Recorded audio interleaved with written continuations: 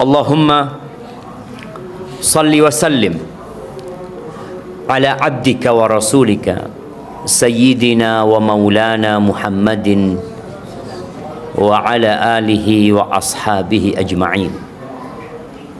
Ya Allah, semoga salawat dan salam, berkah dan nikmat senantiasa Engkau curahkan untuk hamba kekasih-Mu, untuk baginda Nabi kita Muhammad alaihi salatu wassalam. Hari ini berapa kali antum salawat buat Nabi? Antum punya waktu khusus enggak buat salawat? Atau kalau sempat aja? Bagaimana Ubay bin Ka'ab ketika dia mengatakan kepada Nabi alaihi salatu wassalam untuk menjadikan semua waktu dia berdoa, dia punya momen dia memohon kepada Allah, isinya salawat buat Nabi alaihi salatu wassalam. Dan kita ini mengaku ahlus sunnah wal jamaah. Kita mengaku cinta kepada Rasul sallallahu alaihi wasallam. Dan kita membuktikannya dengan mengamalkan itu sunnah. Tapi dalam bab salawat kadangkala kita kurang. Maka coba antum hitung, hari ini adakah antum duduk menyempatkan diri untuk mengatakan Allahumma salli ala Muhammad wa ala ali Muhammad kama sallaita ala Ibrahim wa ala ali Ibrahim innaka hamidun majid, wa barik ala Muhammad wa ala ali Muhammad kama barakta ala Ibrahim wa ala ali Ibrahim fil alamin innaka hamidun majid. Antum punya waktu enggak untuk itu? Perlu seorang muslim itu punya waktu bermuhasabah. Nanti mungkin sebelum antum tidur, antum coba memikirkan hari ini, apakah aku sudah benar-benar memanfaatkan waktu, atau ternyata ada waktu yang lewat yang kelak kita akan menyesal. Nah, yang belum jadi orang tua angkat tangan. Udah nikah tapi belum nikah, belum jadi suami aja belum mau jadi orang tua. Yang belum nikah semoga segera menikah. Paling enggak kajian ini sebagai muqaddim. Berapa tahun yang lalu beliau meninggal dunia? Nah, ada hadiahnya enggak? Mana panitia ini hadiahnya? Ada insyaallah. Ada. Lagi dibeliin. Nah, ayo. Berapa? 15 tahun yang lalu. Enggak tahunnya. 1400 tahun yang lalu. Anak ingin yang detail dan benar. Nah, 1436 Sahih. Kapan meninggal Rasulullah SAW? Nah, ngitungnya gimana? 47. Kurangin 9. Nabi tahun 9 Hijriah masih perang ke Tabuk. Belum meninggal beliau. Tapi betul 1436 itu betul. Makanya cuma anak kepingin tahu rumusnya antum itu dari mana gitu. Kasih hadiah beliau nanti ya. Yang tahu rumusnya mana? Kapan beliau meninggal sallallahu alaihi wasallam? Baru dikurangi ya. Beliau meninggal tanggal 12 Rabiul Awal tahun 11 Hijriah. Tahun 11 Hijriah. Di saat itu dalam hadis riwayatkan Ahmad dan Ibnu Hibban, Nabi alaihi salatu wasallam, ini hadis Muawiyah bin Abi Sufyan, Nabi alaihi salatu wasallam mengatakan lam yabqa minad dunya illa bala'un wa fitnah. 1436 tahun yang lalu beliau menyampaikan tidak tersisa dari dunia kecuali bala dan fitnah. Bagaimana dengan masa kita sekarang? Beliau berkata kepada para sahabatnya alaihi salatu wassalam, badiru bil amal, kalian bersegeralah beramal. Sebagian kita ini ngaji udah lama, pengamalannya masih menunda-nunda. Beliau mengatakan ini sama 1436 tahun yang lalu, mengatakan badiru bil amal fitanan kaqita'il lailil mudlim. Sebelum datang fitnah-fitnah, cobaan-cobaan yang seperti potongan malam yang gelap gulita. Yusbihur rajulu mu'minan wa yumsi kafiran. Pagi harinya orang ini beriman, sore harinya kafir. Wa yumsi mu'minan wa yusbihu kafiran. Sore harinya masih ikut kajian, masih beriman, pagi harinya sudah murtad. Apa sebenarnya yang terjadi dengan dia? Yabi'u dinahu bi'aradin minad dunya. Dia menjual agamanya untuk mendapatkan sedikit dari kesenangan dunia ini. Dan masa itu sudah terjadi. Berapa banyak orang yang murtad? Berapa banyak orang Islam tapi ya nggak tahu Islam itu apa? Bahkan ada orang-orang yang anti sama agama padahal dia muslim. Maka di sini peran orang tua sangat diperlukan. Karena sejatinya semua yang lahir itu, kullu mauludin, sebagaimana Nabi alaihi salatu wassalam menyampaikan kepada para sahabatnya dalam hadis yang diriwayatkan Imam Bukhari dan Muslim, kullu mauludin yuladu 'alal fitrah. Semua yang lahir itu dilahirkan di atas fitrah, di atas la ilaha illallah. Dia tahu siapa Tuhan. Kalau dia tidak diganggu, dia akan berada di atas agama Allah ini. Terus kenapa kalau kita melihat 75%, 3/4 penduduk bumi ini nonis? Kenapa? Kata Nabi alaihi salatu wassalam, fa'abawahu yuhawidanihi au yunassiranihi au yumajjisanihi.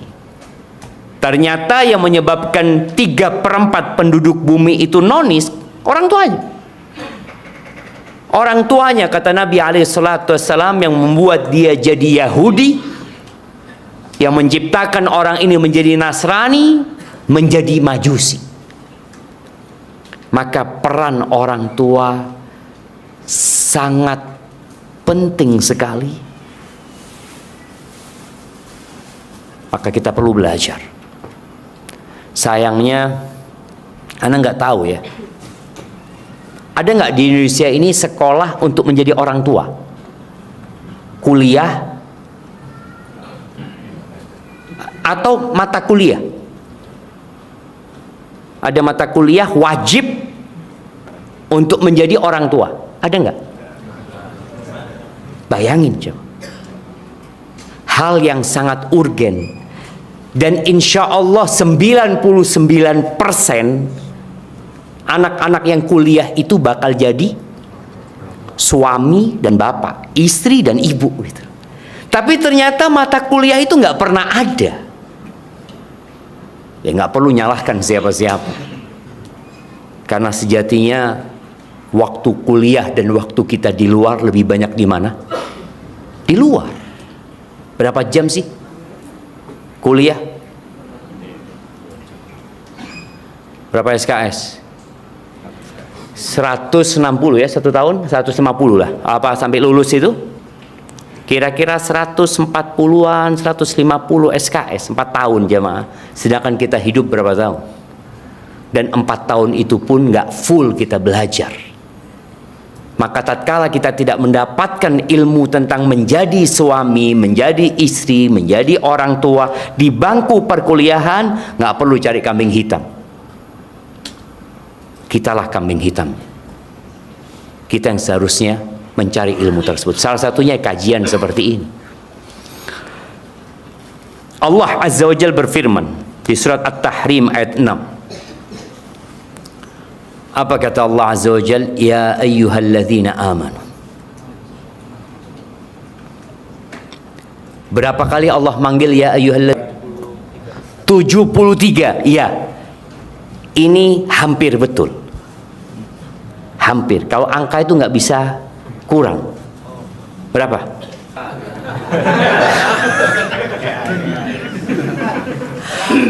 Nyontek kan? Iya 89 kan? Iya, itu jawab duluan, nyontek duluan dia. Lebih cepat nyonteknya. Iya, kasih hadiahnya dia. 89 kali. Ini panggilan yang nomor 88. Ini panggilan nomor berapa? 88. Yang 89 siapa yang ingat? Nah. Ya ayyuhalladzina amanu tubu ilallah taubatan nasuha. Subhanallah, tutup dengan taubat. Panggilan itu, kasih hadiahnya nanti ya. Mana hadiahnya belum datang-datang antum? Masih mau dibeli. Antum nemu di mana ini? Bukan punya orang kan? Iya, antum bagi tadi yang pertama jawab beliau. Nah. Ya, kasih belakang antum. Kemudian yang belakang situ. Nah, yang 89 walaupun nyontek kita kasih hadiah jemaah. Bagian yang sebelah sini. Yang mana Ustaz? Mana aja antum kasih sudah, Masya Allah. Jadi berapa kali panggilannya? 89. Antum kok bisa 73 tadi? Baru baca sampai 73. Iya. Yang 89 Allah mengatakan ya ayyuhalladzina amanu tubu ilallahi taubatan nasuha. Sama di surat yang sama.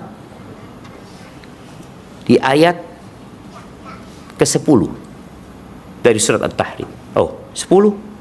8 jangan. 8. Kata Allah, wahai orang-orang yang beriman, bertobatlah kalian kepada Allah dengan taubatan nasuha. Bayangin dia. Panggilan pertama, kedua, ketiga, ke-70, ke-80, terakhir suruh tobat. Karena sejatinya kita semua pelaku dosa. Di ayat 6, di panggilan yang nomor 88 ini, Allah memanggil orang-orang beriman agar menyelamatkan dirinya. Qu anfusakum wa ahlikum nar. Selamatkan diri kalian dan keluarga kalian dari api neraka. Dan tatkala kita naik pesawat, yang belum naik pesawat semoga segera naik pesawat. Karena ini hanya ada di pesawat, nggak tahu di kapal laut ada apa nggak ya? Penjelasan tentang ini. Apabila terjadi kondisi darurat, kemudian masker oksigen itu turun, siapa yang pertama pakai? Orang tuanya dulu. Orang tuanya dulu, jangan mikirkan anak. Karena kalau engkau mikirkan anak, boleh jadi engkau dan anakmu nggak selamat dua-duanya. Karena ketika masang dia, kehabisan oksigen, dia mati, anaknya mati juga. Maka dia harus selamatkan dirinya dulu. Pasang buat dia, kemudian dia memasangkan buat anaknya dalam kondisi sudah dapat bernafas dengan normal. Maka Allah katakan, selamatkan dirimu dan keluargamu dari api neraka. Faqidus syai' la yu'ti. Orang yang nggak punya itu, gimana dia mau ngasih? Kalau dia nggak selamat, mungkinkah dia menyelamatkan orang lain? Ya nggak mungkin. Dengan cara apa menyelamatkan diri kita dan keluarga kita dari api neraka? Kalau diri kita dengan belajar, kita harus tahu jalan-jalan ke neraka dan jalan-jalan ke surga. Tadi yang datang ke masjid MHT, situ nih. MHT. Apa? Oh, Muhammad Husni Tamrin. Kalau antum nggak tahu jalan, nggak akan nyampe. Antum pasti ketika ke sini, ima antum sudah pernah ke sini, atau antum akan cek pakai Google Map, pakai Waze, pakai apa, cek. Oh di sini jalannya. Oh di sini rame ternyata. Oh di sini ada jalan tikus. Oh di sini ada banjir. Ketika antum tahu, insya Allah selamat. Ana pernah dibawa supir awal-awal anak ke Jakarta ya, karena anak orang kampung jemaah ya. Awal-awal ke Jakarta dijemput ya, pakai mobil mewah. Supirnya ngomong, Ustadz lewat sini Ustadz, sepi jalannya. Ana ngomong iya, ana nggak tahu Jakarta. Antum mau lewat mana, mau disesatkan, ana nggak tahu gitu loh. Yang penting nyampe. Nisat jalannya sepi kan, zen bismillah katanya. Ternyata banjir jemaah. Pantesan sepi. Nggak ada yang lewat sana gitu loh. Lalu dia ngomong, afwan Ustaz ya, ana nggak tahu Ustaz. Akhirnya dia lewat jalan yang macet. Tapi tadi orang ketika dia nggak punya ilmu, boleh jadi dia merasa benar, tapi ternyata salah. Maka cara menyelamatkan diri kita al-ilmu. Berilmu dahulu sebelum berucap dan beramal. Baru setelah engkau punya ilmu, di sini tugas orang tua mengajarkan kepada anaknya. Dan orang barat sampai sekarang mereka menyampaikan bahwa pendidikan di rumah adalah pendidikan yang paling utama sebelum anak itu ke sekolah. Maka tolong para orang tua, sebelum mengajari anaknya. Ibnu Katsir dalam kitab tafsirnya, dia menukil dari Ad-Dhahhak dan Muqatil, haqqun 'alal muslim, menjadilah fatherless,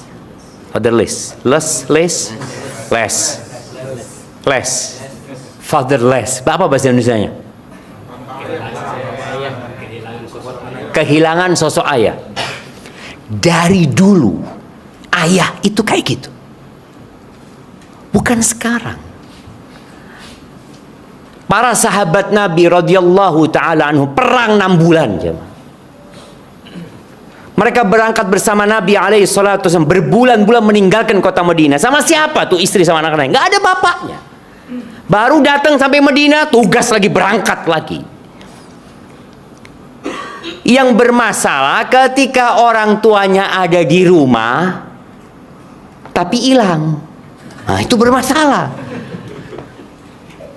Ada tamu, bapaknya ada. Kata anak, tunggu ya, anak lihat ya. Bapak hilang, gak ada. Lagi di pojokan tuh. Lagi main handphone. Nah, ini yang bermasalah. Tapi kalau bapak nggak ada di rumah sejak dulu itu, siapa yang mendidik anak-anaknya para sahabat? Emaknya. Imam Syafi'i nggak ada bapaknya. Imam Bukhari nggak ada bapaknya. Ya kan memang yatim. Nah, yang nggak yatim pun sebagian sahabat itu harus riba, harus menjaga di perbatasan negeri-negeri Islam pada waktu berbulan-bulan. Kita bisa lihat saat ini di negeri kita umpamanya, seorang prajurit ketika dikirim ke Papua umpamanya, berapa lama dia menjaga di perbatasan situ? Sampai 9 bulan, 6. Terus siapa yang ngurusin anak-anaknya? Emaknya. Maka yang pertama harus dilakukan seorang suami, mendidik istrinya. Istrimu yang akan 9 bulan mengandung anak di perutnya. Dia duduk, anaknya bersama dia. Dia tidur, anaknya bersama dia. Dia sholat, anaknya bersama dia. Emaknya ngaji, anaknya ada di dalam perutnya. Maka hal ini menjadi perhatian utama seorang laki-laki. Ngajarin siapa? Istrinya. Ana bukan lulusan pesantren, Ustaz. Jamaah, talabul ilmi faridatun ala kulli muslim. Kata Nabi alaihi salatu wasallam, menuntut ilmu itu kewajiban buat setiap muslim. Jangan dipikir nuntut ilmu agama itu ustadz. Ana nggak mau jadi ustadz. Ada apa anda belajar agama? Engkau belajar agama karena engkau muslim. Ada kewajiban-kewajiban yang harus dipelajarin. yang dia ajarkan kepada istrinya. Kalau dia nggak sempat, umpamanya suaminya, ya sudah, bawa ke masjid. Datangkan, yuk datang ke masjid MHT sini. Istriku duduk sini, HP-nya mana? Biar nggak sibuk pegang HP engkau. Sini, dengarkan kajian Ustaz. Kalau aku ditanya sama Allah, aku bisa jawab. Aku sudah bawa istriku untuk mendapatkan ilmu. Mau nggak mau, jamaah. Ini kewajiban, bukan bicara sunnah. Setelah Indonesia merdeka, pada waktu itu berpikir yang namanya memerangi buta huruf. Jadi pemerintah punya program-program di masa Soekarno dulu, memerangi buta huruf.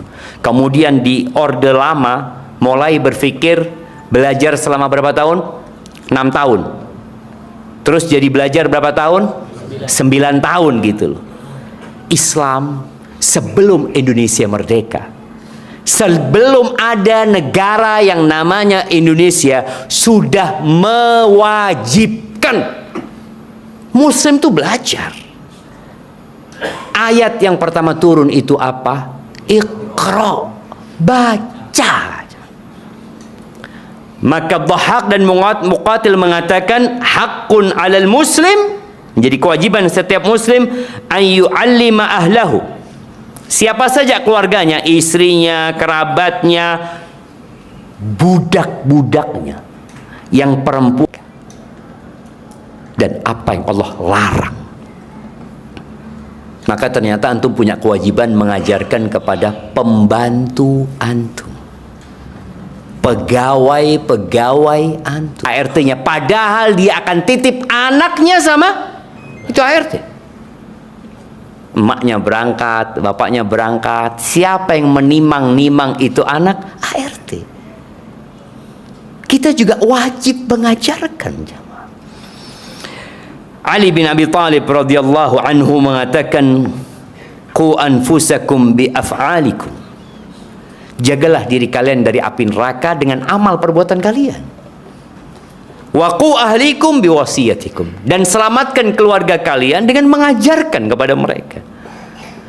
Ahibati fillah, Rasul sallallahu alaihi wasallam beliau mengatakan kepada para sahabatnya, kullukum ra'in wa kullukum mas'ulun an ra'iyatih.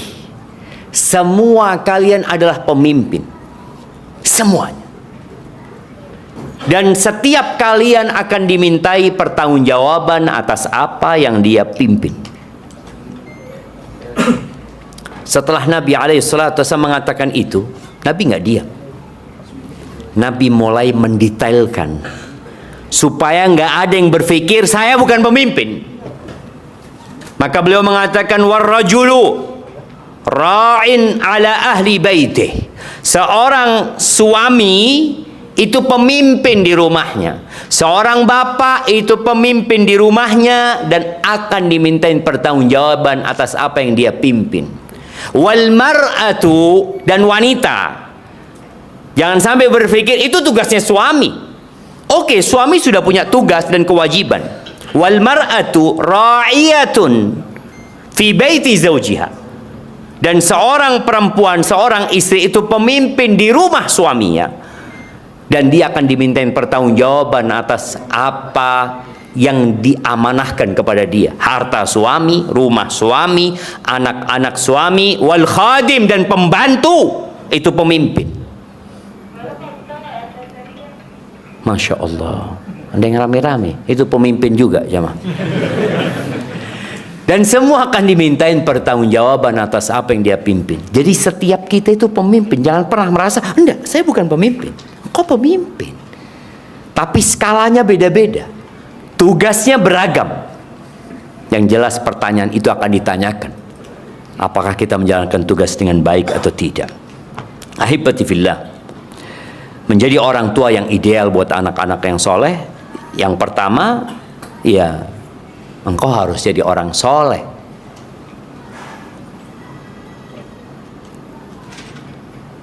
Sa'id ibn al-Musayyib ibn Hazn, seorang tabi'in, dia ini punya mbah namanya Hazn. Mbahnya itu sahabat Nabi. Ketika mbahnya datang, mbah itu apa bahasa Betawinya? Engkong. Engkong. Apa? Engkong. Engkong. Iya engkong kan? Salah betul. Iyalah kakek lah, Anda takut salah diketawain nanti.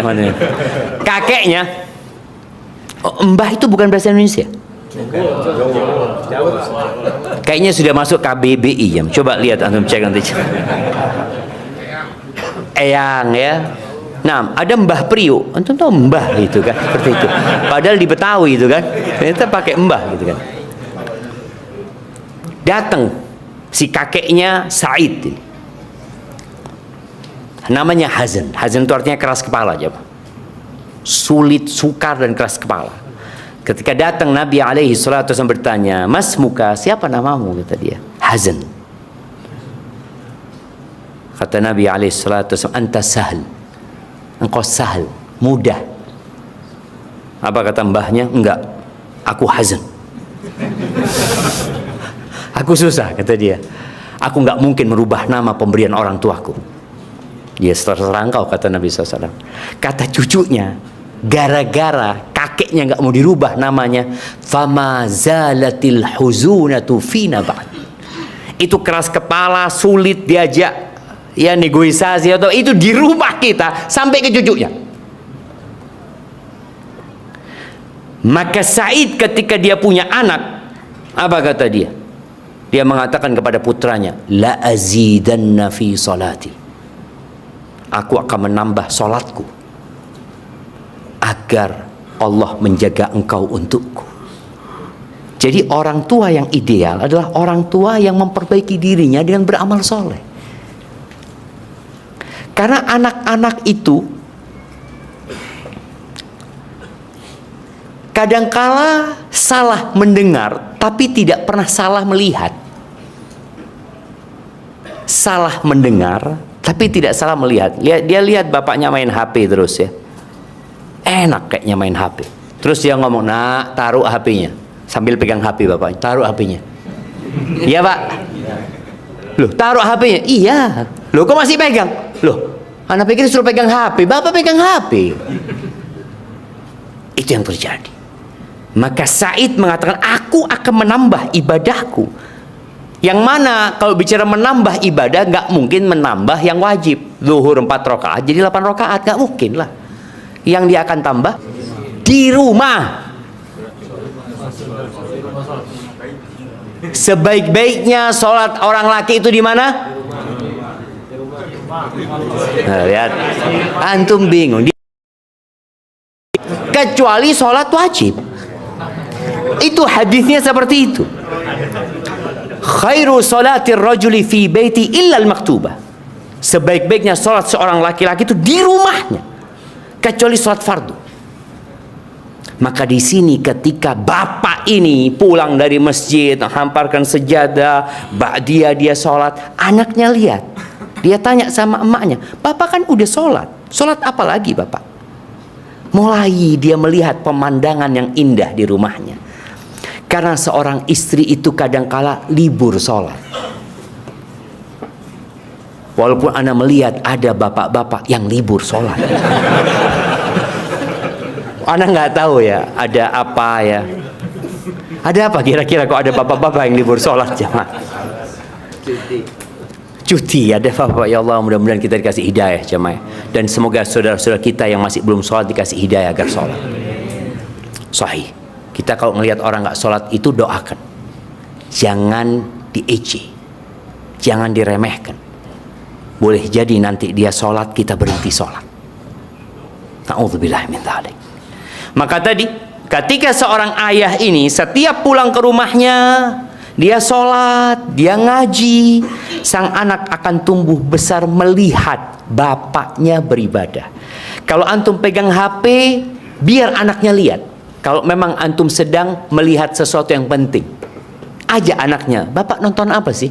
Lihat nih, Bapak nonton ciptaannya Allah. Ajak ngelihat binatang-binatang, anaknya lihat nih, nak, Masya Allah, nah. Jadi anak itu akan dekat sama orang tuanya. Emak-emak biasanya, ya nggak semuanya sih ya. Kalau lagi ada tamu apa, nah, pegang-pegang sana. Supaya nggak ngangguin, padahal seharusnya ditemenin tuh anak. Maka tambah ibadahnya. Di surat Al-Kahfi ayat 82, ketika Khadir membunuh remaja itu, remaja itu dibunuh, dan Nabi Musa mengingkari pembunuhan itu. Lalu Khadir cerita kejadian-kejadian yang menurutmu itu mungkar, ada sebabnya. Wa ammal jidaru, adapun bangunan yang mau roboh itu, yang kemudian kita renovasi, fakana li ghulamaini yatimaini fil Madinah, itu punya dua anak yatim yang tinggalnya di kota. Ini rumahnya di desa. Wa kana tahtahu kanzun lahuma, di bawah bangunan itu ada harta simpanan milik mereka. Kok bisa Allah kirim Nabi Musa dan Khadir merenovasi rumahnya dua anak yatim ini? Apakah karena dua anak yatim itu anak soleh? Enggak, masih kecil-kecil dia, masih yatim, belum balik. Ternyata penyebabnya nih orang tua yang ideal. Wa kana, agar dua anak yatim itu tumbuh besar, dewasa, wa yastakhrija kanzahuma, lalu mereka bisa mengeluarkan harta. Maka kalau ingin anak-anak kita jadi anak soleh, ya orang tuanya jadilah orang soleh. Ya, di antara cara untuk jadi orang soleh, carilah ibu yang solehah. Anak telat ngajinya, Ustaz. Anak milih ibunya dulu, sama-sama nggak sholat. Ada aja. Sama-sama kita kerja di tempat yang haram, kita jauh dari ketaatan. Bagaimana sekarang? Ya diperbaiki. Tapi buat yang masih belum nikah, jangan fokus kepada kecantikan. Banyak orang mengatakan menikah untuk memperbaiki keturunan. Yang mau diperbaiki fisiknya atau hatinya? Dua-duanya, Ustaz. Nggak apa-apa, nggak apa-apa. Antum cari yang cantik, yang soleha. Tapi antum harus bercermin dulu lah. Iya, karena ada orang yang gagal, nador ini gagal, itu orang soleh. Ya udah, takdirnya Allah, qadarullah wa masya'a fa'al. Nanti nador lagi. Maka perlu jamaah. Kadangkala kita ini, anak mau yang putih, rambutnya pirang, matanya biru, sum-sum kakinya itu kelihatan dari luar.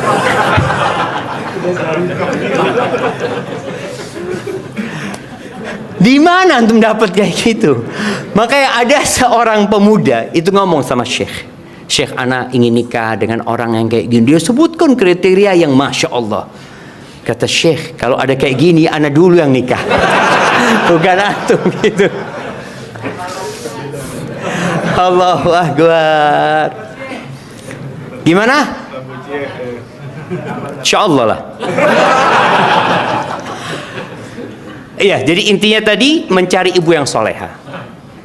Mungkin anak itu akan kecewa sama bapaknya ketika dia mengatakan kepada bapaknya, ayah,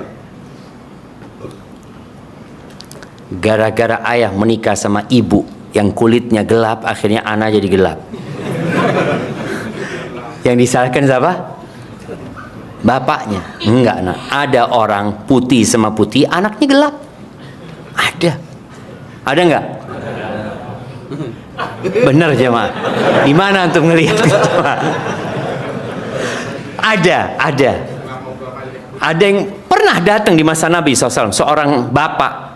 Dia mengatakan, ya Rasulullah, istriku melahirkan anak hitam, padahal dia putih, istrinya putih.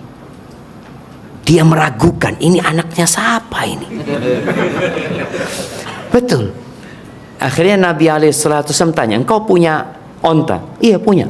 Apa warnanya? Ada yang merah, ada yang putih, ada yang aurak. Aurak itu yang biru ke gelap lah warna jamaah. Loh kok bisa itu? Orangnya gelap tadi ya. Ya mungkin mbah-mbahnya ada yang gelap. Oh mungkin anakmu juga nih, mbah-mbahnya ada yang gelap. Oh iya ya Rasulullah. Betul jemaah. Maka jangan khawatir ketika antum menikahi seorang wanita, tahu-tahu anaknya kok nggak sama antum. Boleh jadi nenek moyangnya jemaah. Dan nenek moyang kita satu, Adam dan Hawa. Tapi ternyata lahirnya kayak gini, beda-beda. Antum bisa lihat, beda-beda kita semua jemaah. Maka tadi memilih ibunda ini penting sekali, apalagi di masa sekarang ini. Kalau antum salah memilih ibu, boleh jadi ibunya nggak mau punya anak banyak. Orang dulu, masya Allah jemaah. Mana yang orang dulu? Anak tanya di sini, kita kasih hadiah. Bapak satu saudara berapa? 7. Yang satu saudara lebih dari 7. 11 antum. Berapa? 12. Kalah antum. Ada yang 12 di sini. Ada yang 12. Ada yang lebih? 13. Yang lebih? Kasih yang 13. Masya Allah jemaah. Kirimkan ke yang 13. Subhanallah, subhanallah jemaah. Orang dulu kayak gitu jemaah. 13. Padahal bapaknya penghasilannya tidak tetap. Nah, tapi yakin dengan rizki. Yang sering anak ceritakan di Bondowoso jemaah. Ada seorang ustadz rahimahullahu taala punya anak 28 dari satu istri. Sekarang istrinya 4, nggak nyampe 20. Ini satu istri. Gimana kalau istrinya 4? Kali berapa? Kali 4 jam. Subhanallah, antum lihat jemaah. Orang-orang dulu tadi memiliki istri-istri seperti yang Nabi sabdakan alaihi salatu wassalam. Beliau mengatakan tazawwajul waludal wadud. Kalian nikahi wanita-wanita yang subur, yang suka punya anak dan penyayang. 2 nih. Suka punya anak, penyayang. Karena kalau suka punya anak nggak penyayang, repot antum. Iya. Antum datang ke rumah punya anak 8, anak mana? Fulan kayaknya di sungai. Satu di sungai, satu di mana. Akhirnya antum bawa kandang ngumpulin anaknya. Ya Allah, pulang semuanya gitu. Makanya 2. Mau punya anak pulau ya, bikin kerajaan di sana. Ini anak-anak antum. Sahih jemaah. Dan negara senang apabila pulau zaman Pak Harto, beliau berpikir mengirim orang transmigrasi. Ya dikirim ke sana untuk memakmurkan negeri, dan itu memang hal yang harus dilakukan. Tapi ketika pemerintah tidak melakukan itu, ya bismillah, cari istri yang soleha, yang mau punya banyak anak. Dan buat para istri, ketika suamimu mengatakan Dek, nambah yuk. Apa? Nambah. Enak banget. Aku yang capek, aku yang hamil, aku yang lelah, engkau nambah sendiri. Ya, jazakillah khairan.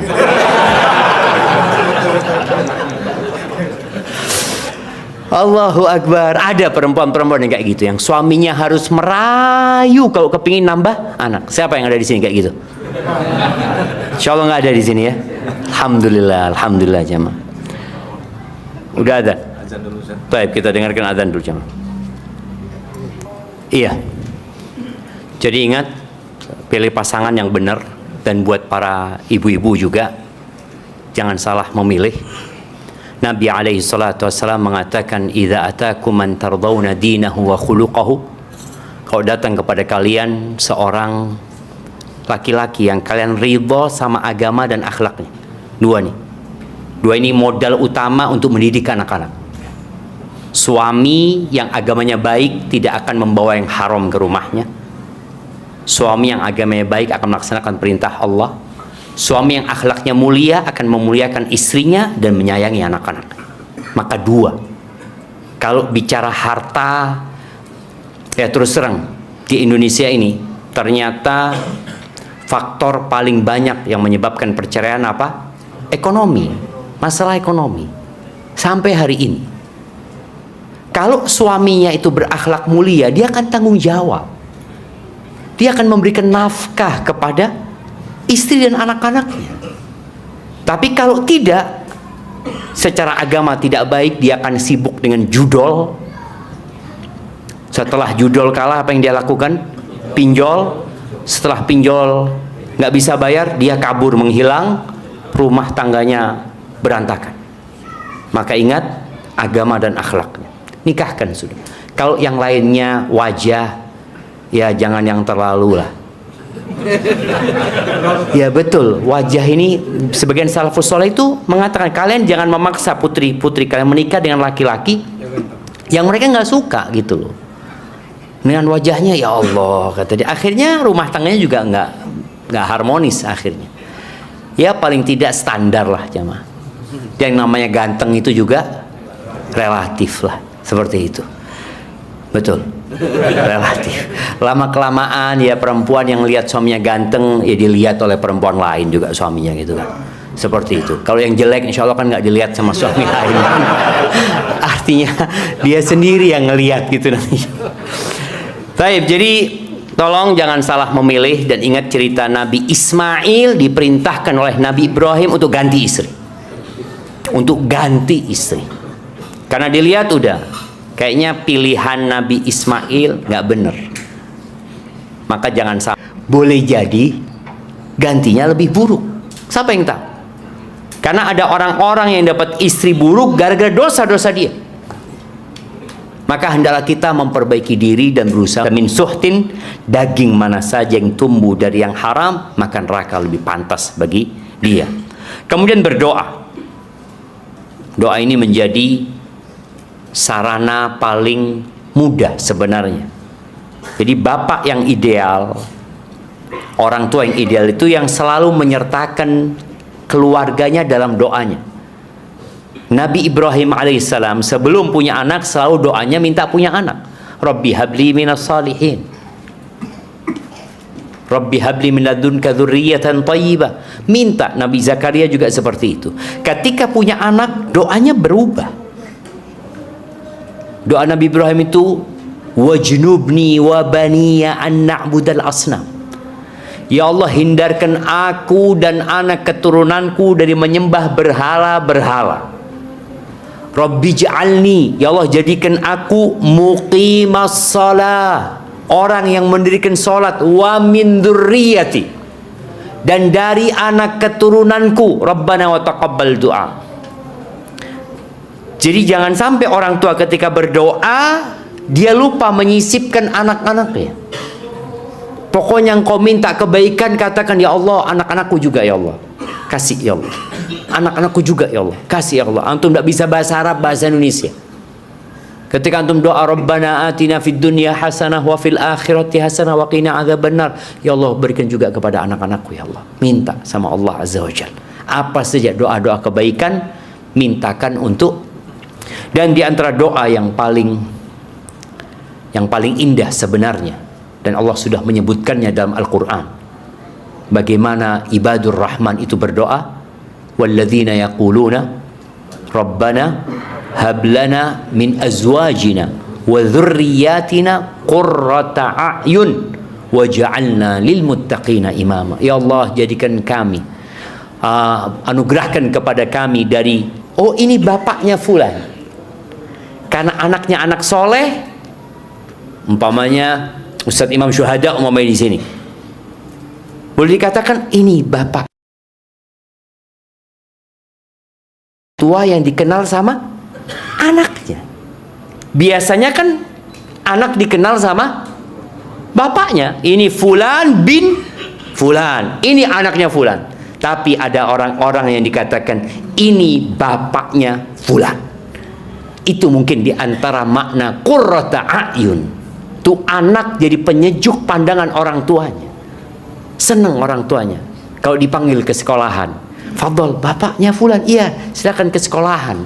Anaknya melanggar terus.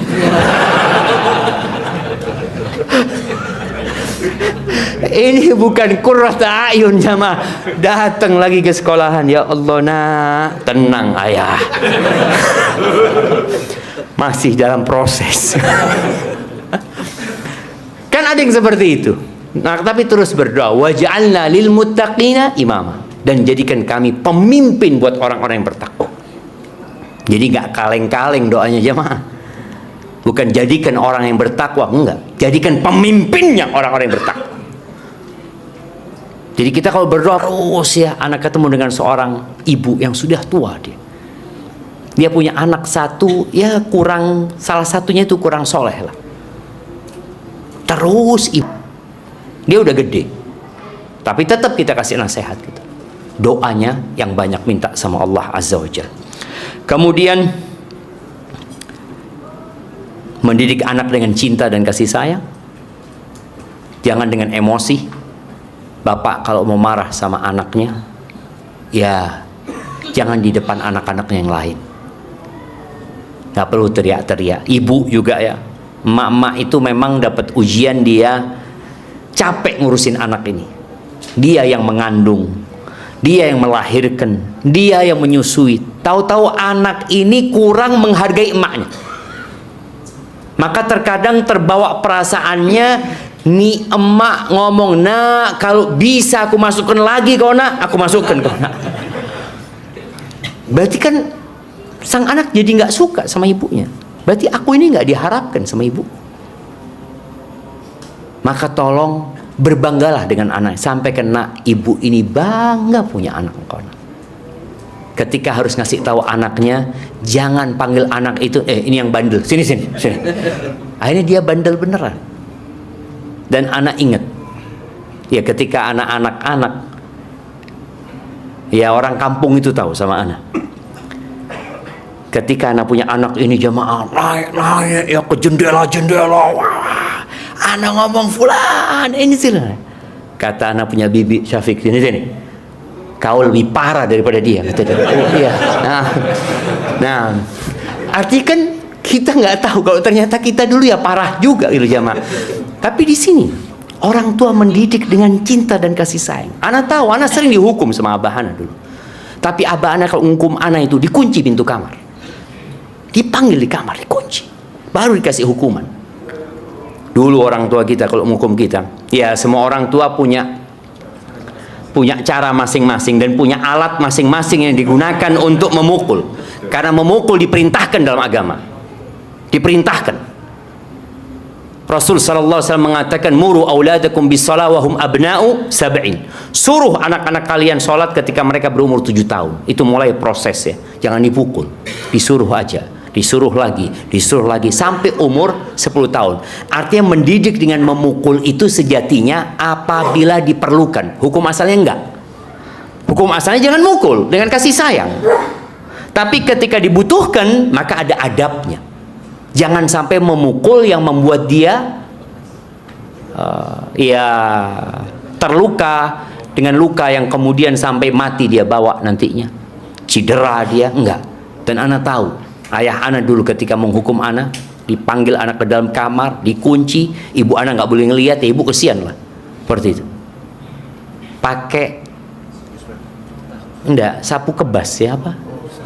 Sapu lidi.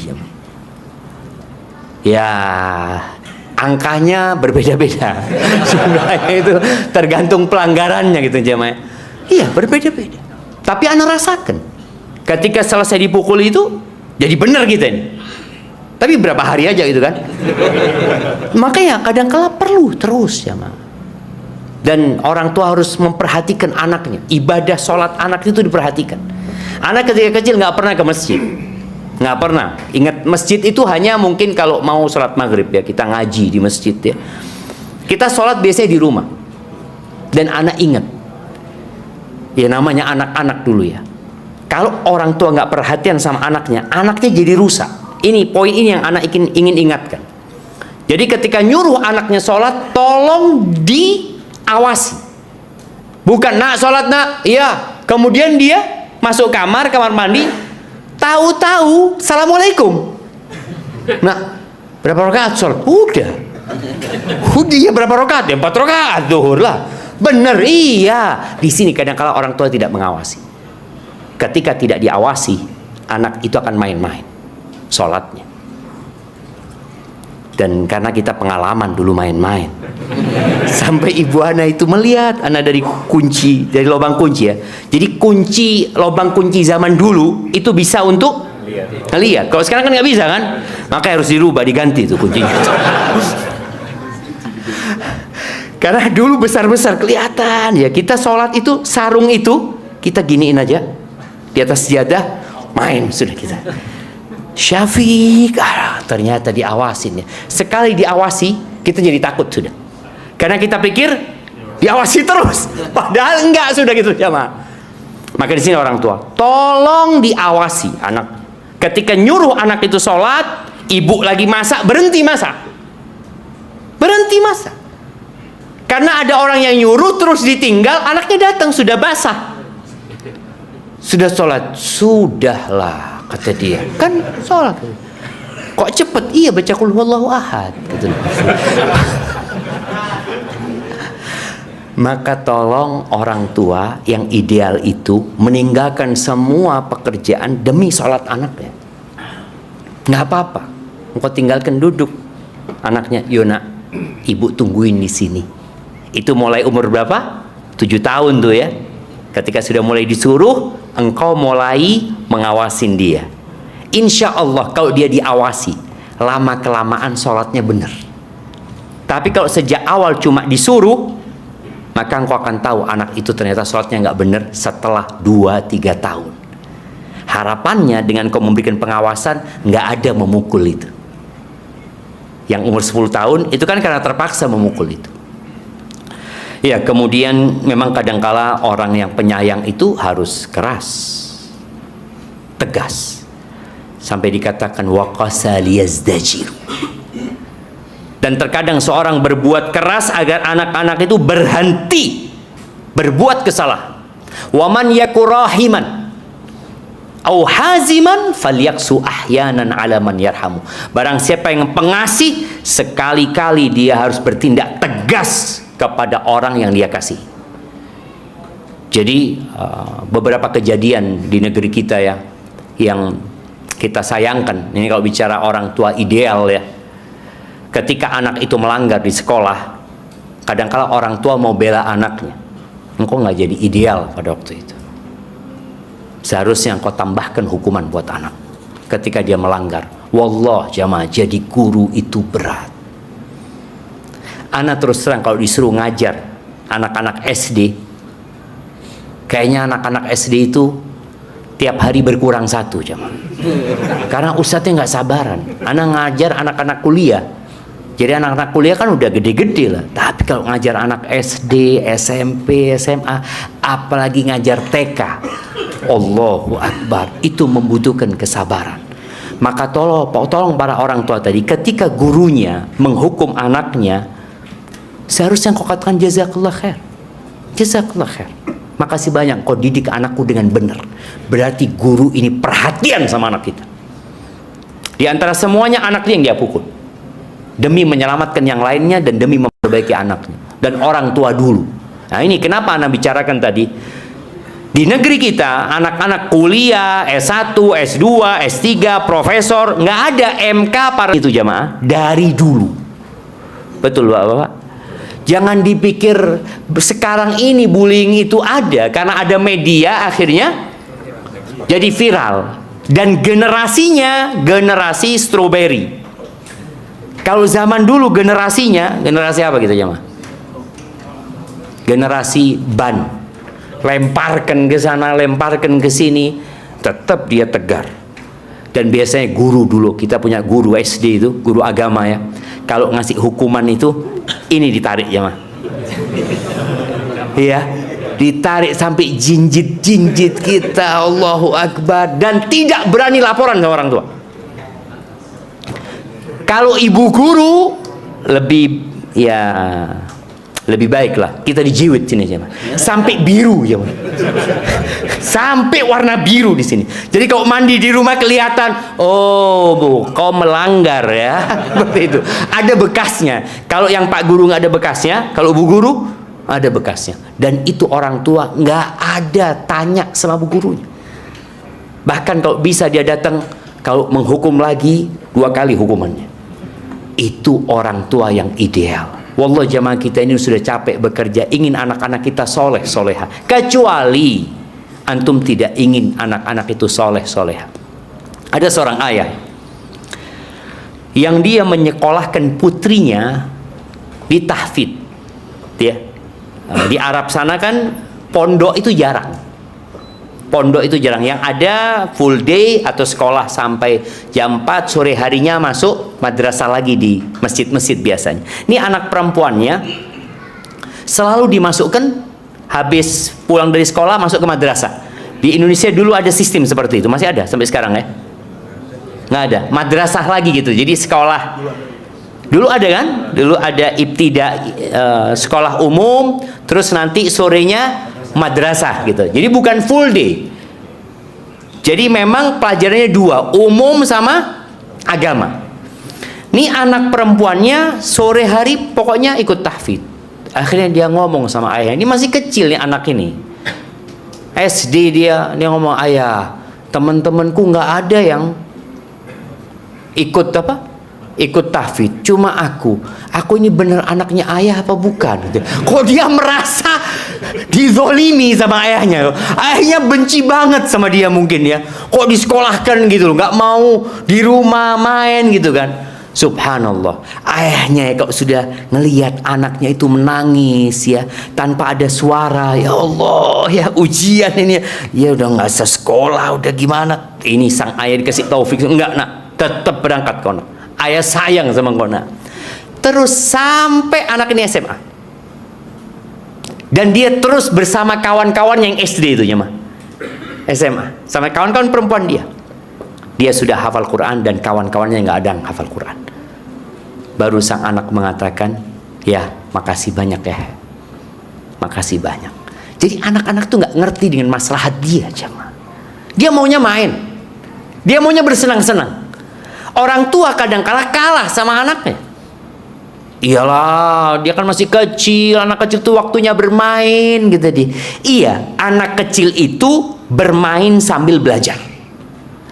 Tetap dia perlu bermain, tapi sambil belajar. Sampai ada yang mengatakan anak itu sampai SD kelas 4 itu bermain sambil belajar. Dari SD kelas 4 sampai kelas 3 SMA itu belajar sambil bermain. Setelah lulus SMP itu belajar tidak main-main. Ngerti? Sekarang sampai kuliah main tetap, bukan kuliah Ustadz. Bapak-bapak sudah punya anak masih main game ini. Allah enggak tahu lah main apa. Tapi jelas tadi, perhatikan anak kita nggak ngerti dengan maslahatnya. Dia mungkin melihat kawan-kawannya kok enak hidupnya, dia ingin bersenang-senang. Katakan kepada anak kita, ada waktunya. Kenapa kita diciptakan? Kemudian jadilah qudwah yang baik ya. Ketika anak itu sudah tumbuh besar dewasa, apalagi di masa sekarang ini, nikahkan anaknya. Nikahkan putra-putra kalian, anak-anak kalian ketika mereka balik, supaya kalian tidak menanggung dosa-dosa mereka. Sekarang orang tua maksa anaknya untuk kuliah. Kuliah nak, nanti nikah kalau sudah punya pekerjaan tetap, bukan sudah bekerja, pekerjaan tetap lagi. Emangnya nikah itu harus punya pekerjaan tetap? Tidak, tapi harus tetap bekerja. Kalau orang tuanya mampu, nikahkan. Kau punya uang buat apa? Selama ini orang tua katanya buat anak. Ini anaknya sudah sampai umurnya, dia mau nikah, duitmu mau dikemanakan? Nikahkan dia. Wah, kalau dinikahkan nanti kuliah nggak selesai. Emangnya wajib kuliah? Enggak. Tapi menjaga diri dari dosa itu wajib. Apa gunanya dia kuliah kalau di tempat itu dia berbuat dosa? Maka tolong orang tua, kalau sudah anaknya baligh dan kau mampu, nikahkan. Tapi dipersiapkan anaknya. Karena generasi strawberry ini bermasalah kalau tidak dipersiapkan. Dia pikir nikah itu bersenang-senang. Allahu Akbar ya. Dapat 2 hari Kok nggak disapa sama istri anak? Biasa, perempuan itu seperti itu. Dia harus tahu dengan karakter perempuan. Dan dia harus bersabar. Kalau dia nggak bersabar, ya udah puasa aja. Karena engkau kalau belum punya kesiapan mental menghadapi ngambeknya istri, menghadapi ruwetnya rumah tangga, engkau jangan nikah dulu. Engkau puasa. Tapi kalau engkau sudah siap, ayah nikahkan. Dan Ibnu Abbas radhiyallahu taala anhu mengatakan, man razaqahullahu waladan, barang siapa yang kasih anak sama Allah, falyuhsin ismahu, hendaklah dia memilihkan nama yang baik buat anaknya. Wa ta'dibahu, diajarin adab nih anak. Fa idza balagha falyuzawwiju, kalau sudah balik nikahkan. Ini anak kuliah, baliknya sudah lewat. Udah lewat dia, kapan? Berapa tahun yang lalu dia balik. Dan kehidupan sekarang ini, kalau Allah nggak selamatkan, nggak selamat jemaah. Syekh Abdul Razak hafizahullah ta'ala menyampaikan dalam salah satu kajiannya, pemuda-pemuda sekarang itu menghadapi fitnah yang tidak dihadapi pemuda di masa Rasulullah SAW. Engkau dengarkan ceritanya. Jangan nunggu besar sebenarnya. Orang tua harus mulai belajar dengar cerita anaknya sejak anak itu pulang sekolah. Kalau dia pulang sekolah, SD umpamanya atau TK, tanya, nah hari ini apa hal yang menyenangkan yang terjadi di sekolah? Apa hal yang paling heboh? Dia cerita ini itu, dengerin. SD juga seperti itu. SMP akhirnya anak itu kalau mau curhat sama siapa? Sama bapaknya. Karena bapaknya mau dengerin. Dan terus terang anak itu senang kalau anak-anak telepon.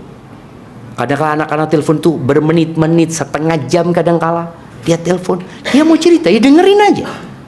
Dan kita pancing dia dengan pertanyaan-pertanyaan yang membuat dia kemudian bercerita, baik yang indah atau yang buruk yang dialami selama di sekolah. Barakallahu fiik, itu yang dapat Anda sampaikan. Yang benar dari Allah Azza wa Jalla, yang salah dari diri anak pribadi. Allah dan Rasulullah terbebaskan dari kesalahan itu. Subhanakallahumma bihamdika asyhadu an la ilaha illa anta astaghfiruka wa atubu ilaik. Assalamualaikum warahmatullahi wabarakatuh.